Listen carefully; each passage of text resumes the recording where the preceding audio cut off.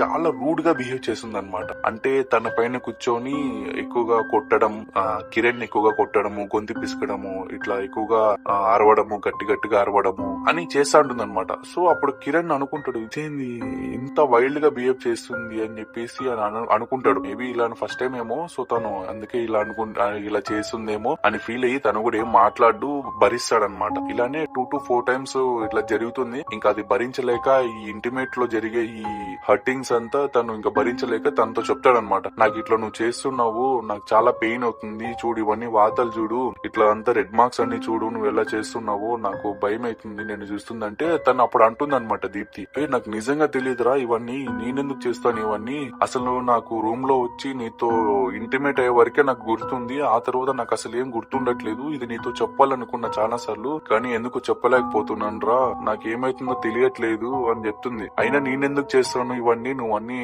ఊరిన నాకు అన్ని నా మీద వేయకు అని చెప్తుంది అమ్మాయి. అప్పుడు కిరణ్ కి కోపం వచ్చేసి అవునా సరే అని చెప్పేసి తనకి తెలియకుండా బెడ్రూమ్ లో కెమెరా అనేది ఫిక్స్ చేస్తాడనమాట.